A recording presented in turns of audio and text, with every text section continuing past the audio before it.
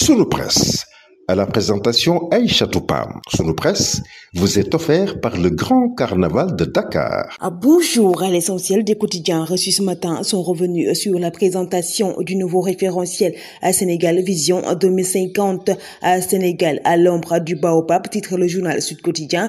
Revenant sur le lancement du nouveau référentiel des politiques publiques, le président de la République Bassirou Diomaye Faye livre sa vision Sénégal 2050 avec le référentiel présenté et déployé. Nous devons consolider durablement une nation solidaire, résiliente et résolument ancrée dans la modernité, le progrès et le bien-être. Le quotidien national Le Soleil abonde dans ce même siège et titre les contours du Sénégal qui vient atteindre les 500 000 emplois formels dans le tourisme, à construire 6 corridors routiers et ferroviaires pour un besoin de financement de 18 500 milliards de francs CFA. Réumi Quotidien traite également de cette question et parle de la recette de Diomaye et Sonko. Le régime en place dévoile une stratégie nationale de développement du Sénégal qui s'articule autour de 4 axes.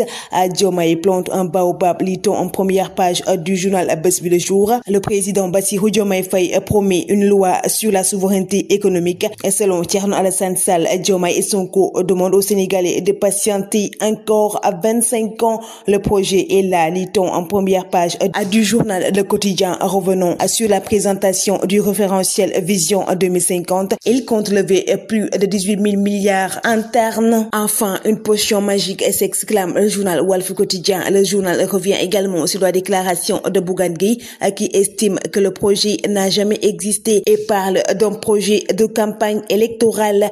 Grand projet et grande interrogation, lit-on dans le quotidien Enquête. Revenons sur les grandes lignes du projet avec l'analyse des économistes Moubarak Lo et Maïssa Babou.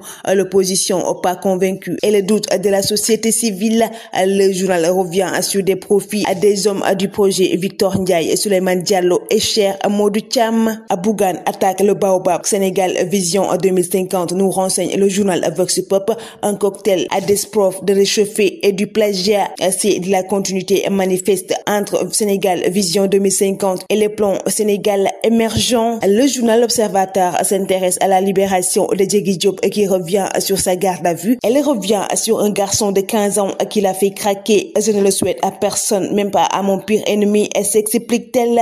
Le quotidien Tribune traite également de cette question avec Diégui Diop placé sous contrôle judiciaire. Le journal Les Échos abonde dans ce même siège et met à sa une Diégui Diop et compagnie consigne et recouvre la liberté. Diégui a donné la plus grosse part. La procédure toujours en cours au 3e cabinet. Le journal Libération revient sur des malversations présumées à la Société Générale Sénégal ex-GBS. Le préjudice passe de 1,9 milliard à 3 milliards de francs CFA. Une délégation du doyen des juges relance l'enquête à gagner et se qualifier, titre le journal. Revenant sur le match Sénégal-Malawi aujourd'hui à 13h. De retour à l'entraînement, Iliman Ndiaye apte à jouer. Le journal revient également sur les Lions du Beach Soccer qui s'envolent ce mardi pour la CAN Égypte à 2024. Le Carnaval de Dakar célèbre le riche patrimoine culturel africain.